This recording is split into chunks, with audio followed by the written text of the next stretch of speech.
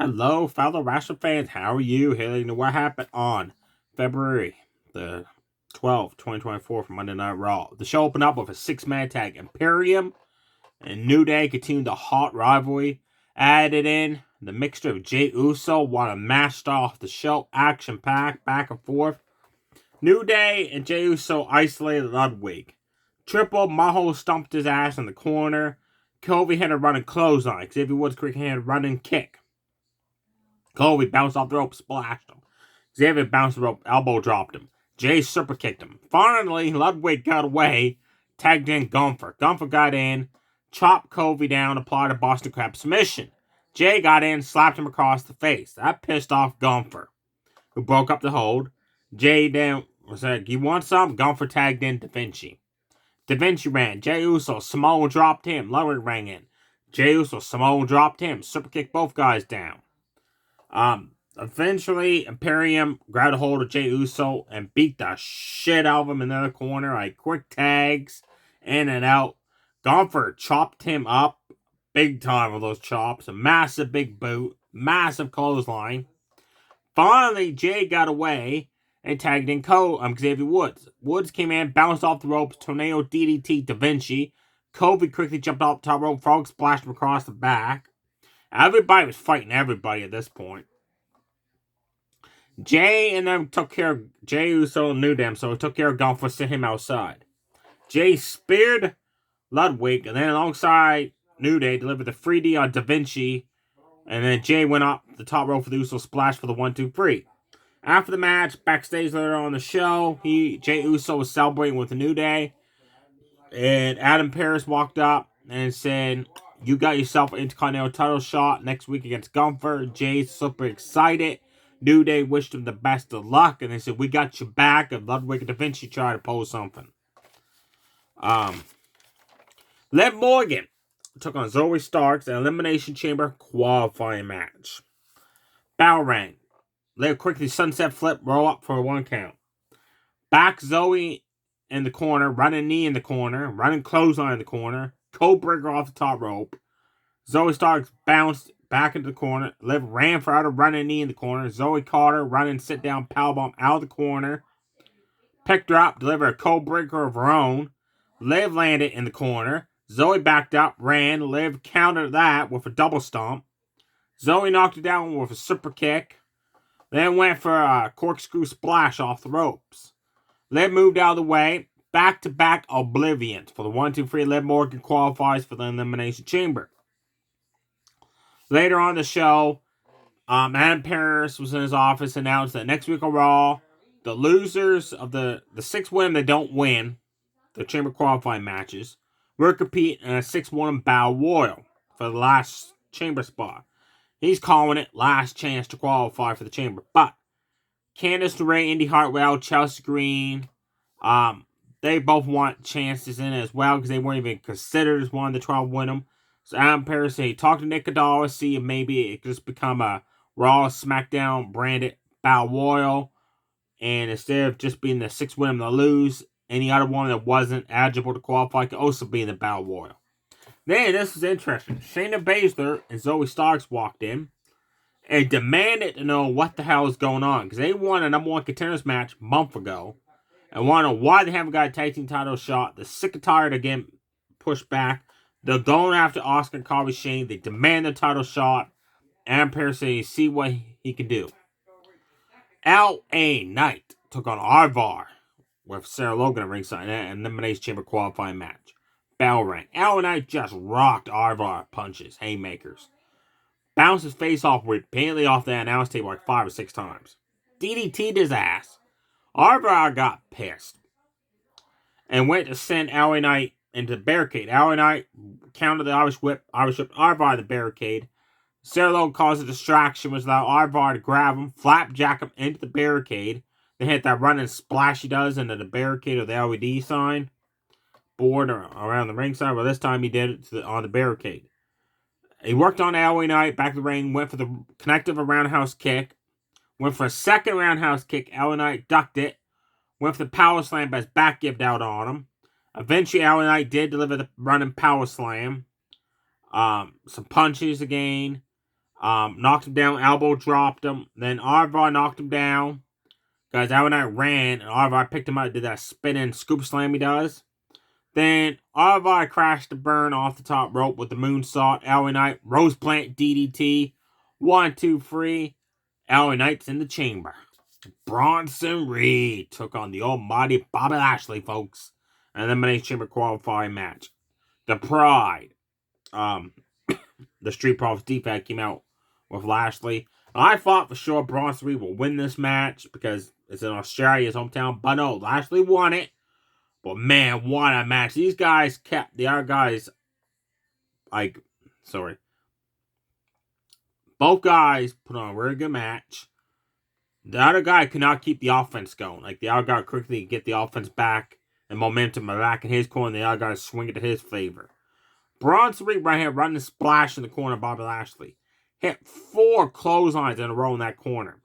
Lashley was stunned coming out of the corner. Bronson Reed ran. Lashley one-handed spine busted that guy's ass down. Picked him up. Body slammed him. That was impressive. Bronson Reed, they both end up outside. Bronson Reed had a running shoulder tackle, knocking Lashley right over the barricade. That was impressive. Bobby Lashley went for the master lock submission. Bronson Reed powered out of it. Forearm shot. Lashley answered back with forearm shots of his own.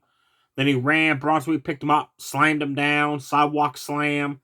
Lashley again hit the spear this time. Bronson Reed kicked out. Lashley was shocked he kicked out of the spear. Then Bronson Reed caught Bobby coming for a second spear and did that jump up slam he does. Then he went for the Tasami off the top rope. Bobby Lashley countered it, body slammed him off the top rope, speared his ass. 1, 2, 3, Bobby Lashley's in the chamber. That's huge. Maybe Bronson Reed will maybe take someone out and replace him in the chamber. Like Edge did when Edge lost the first chamber match. Lost the World Championship. He took out Kofi Kingston, and we took his spot and won the WWE Championship. The first superstar to win back-to-back chamber matches. The only superstar to compete in 2 chambers in one night. To still be out today. I noticed no Karrion Kross interference, stuff like that. Same as the LA Knight match. I was expecting AJ Styles all match to cost LA Knight the match, but it didn't happen. So that was interesting. Next up, R-Truth took on JD Madugo Judgment Day. Now, this was funny. Backstage, Judgment Day's walking out to the ring. R-Truth's with them. Damian Priest like, enough of this shit. You're getting your ass kicked, man. And this ain't no initiative. We're going to whoop your ass and put you back on the injured list. R-Truth got panicked. Called Miz on his cell phone, but Miz was at a live show somewhere. Apparently, he couldn't make a flight in time. Adam Pearce, the match's next, basically pushed R-Truth through the curtain. R-Truth walked out, and let me tell you, folks, R-Truth whooped JD Madugo's ass. Like, he kicked his ass. Stomps in the corner. Rapid fire punches. 5-knuckle shuffle. Attitude adjustment. Spinning corkscrew splash off the ropes. Scissors kick. Booking. He was all over JD Madugo. Until Damian Priest caused a distraction. Then JD Madugo did that Irish whip into a back body drop for the fast win. After the match, full-on beatdown on R-Truth until Tommaso Ciampa and Johnny Gargano made the save, chasing away Judgment Day with steel chairs in their hands. After the match, Truth thanked them backstage and said, hey, Miz called us. We got your back. Next week on Raw, 8-man tag has been announced. Judgment Day against The Miz, R-Truth, and DIY. That should be one hell of a match. Just checking here, make sure. Yeah, the only other match is the main event, which came about last week. There was a bowl match, in case you missed it, with Cody Rhodes and Nakamura. After the match, Raw went off the air. McIntyre attacked Cody. Nakamura was with him, and they were double teaming Cody until Sami made the save. Nakamura then challenged Sami to a match this week on Raw. So this is your main event. Sami Zayn. It's Nakamura. Nakamura did his signature awesome running snap German suplex off the ropes. Sami caught Nakamura coming with a Falcon Arrow. Nakamura hit a spin kick, a top rope kick strike, a middle rope kick strike. Just started kicking away at Sami. Sami ended up clotheslining him outside the ring. Then Sami went to do that move where he runs through the ropes, do a DDT. Nakamura caught him right in the face with a jump up kick. That was awesome. Sami answered back with a superplex. Exploder suplex in the corner. Backed up. Got ready to hit that Alua kick. Suddenly, Drew McIntyre came out. Walked out. Sami got distracted. Nakamura blasted him in the back of the head with the King Sasuke for the 1-2-3 to steal the win. After the match, McIntyre and Nakamura started stomping away on Sami until Cody Rhodes made the save. So next week on Raw, Cody Rhodes versus Drew McIntyre has been announced. You definitely got to check out the Chamber qualifying matches, folks. They were really good matches to watch. You definitely got to check out R-Truth's amazing performance on JD Madugo. You got to definitely check out the 6-man tag between New Day, Jey Uso, and Imperium. The main event was okay. Could have been better between Sami and Nakamura. Also, Becky Lynch came out and said that she's never competed inside the Elimination Chamber. This is the first ever one. She wants to be at WrestleMania. She's not going to win the Chamber. I'm going to go on, challenge Rhea Ripley, and beat her for that World Women's Championship. And then she started talking, which is interesting. To this day, those two superstars have never crossed paths. Like, they never had a match one-on-one. They've had, like, tags and stuff like that. Or, like, a Survivor Series team. Because Becky said, I was on NXT, I got caught up to the main roster. Rhea Ripley came years later. Rhea Ripley finally came to Raw. I was drafted to SmackDown for a few years. I went to Raw. Rhea Ripley ended up on SmackDown. She said, a path Hardy never crossed. Nia Jax came out and told Becky, no disrespect, be overlooking the fact that I'm facing her at Elimination Chamber and I'm going to beat her to become the World Women's Champion. And then you'll be facing me at WrestleMania. Rhea Ripley came out and quickly attacked Nia Jax. Nia Jax Irish whipped Rhea Ripley into Becky, but Becky, I don't want no part of this. So Rhea Ripley stopped herself from hitting Becky. The Nia Jax splashed both women in the corner. So Becky and Rhea Ripley double team Nia Jax, big boot right, clothesline right out of that ring. Then they stared down at each other and looked at that World Women's Championship. Cody Rhodes came out, talking about how he's going to face the Bloodline. He knows the odds are stacked against him again. Seth Rollins came out and said, look, I know I'm defending my championship now against the winner of the Chamber match. He said, I know how Roman Reigns works, because I've been a member of the Shield with him and Dean Ambrose. I'm the one who broke up the Shield. I'm the only man, which is true. To this day, Roman Reigns has never beaten Seth Rollins by pinfall or submission in any match. Singles, tag, triple fat, fatal 4-way, 6-man, you name it. Every time Seth beats Roman, or Roman beats someone else, he has never beaten Seth Rollins. He's never pinned his shoulders to the mat, never made him tap. So Seth said, I got you back against the Bloodline, and I mean it, he said. Cody Rhodes thanked him for that. So Seth Rollins is backing Cody Rhodes. That's a huge moment right there. Awesome segment there. Next week on Raw, you got the last chance Battle War to qualify for the last slot in the Chamber. On the Raw side, which does make sense now because it's SmackDown too. It's co-branded. They announced on SmackDown Naomi's is facing Selena Vega in a Chamber qualifying match, and Chelsea Blackheart's facing Tiffany Stratton to put 2 more slots in the Chamber. You got the 8-man tag with Judgment Day against R-Truth, The Miz, and DIY and Gunther to defend the Intercontinental Championship next week against Jey Uso. 3 action-stacked matches for Raw next week. Oh, and Cody Rhodes, Drew McIntyre, so 4 matches stacked. I can't wait to watch SmackDown this Friday night, see who fills up the Chamber. As of right now, SmackDown's got 3 superstars, and Raw's got 1. I think you're going to see Dominic Mysterio beat Kevin Owens this Friday on SmackDown and become a member in the Chamber. There's a push on Dominic Mysterio. And then our qualifying match is Logan Paul, Miz. That one's hard to tell who's going to win that one. That's the one I'm having difficulty guessing. Let me know below your thoughts. You think it's going to be 3 Raw superstars, 3 SmackDown superstars, or 5 SmackDown, 1 Raw? And on the women's side, we know so far it's going to be 3 SmackDown win them and 2 Raw win them. With the winner of the Battle Royal, would that be a Raw win them or a SmackDown win them to even the field or give the advantage to SmackDown? And will Bronson Reed have a match at the Elimination Chamber? I say give him a match. It's his hometown. Let him just fight someone. right? And squash him. And by the way, I loved his entrance video. It's like Godzilla. But instead of Godzilla, it's him running, destroy buildings and that. That's awesome. I loved it a lot. And this chamber match is again stacked. Like, look at the chamber you got. You got Bobby Lashley's in it. Drew McIntyre's in it. LA Knight's in it. Randy Orton's in it. And then you got Owens, Dominic Mysterio, Logan Paul, The Miz to fill it up. The Wyndhams, you got Becky Lynch, Liv Morgan, Bianca Belair, they're qualified.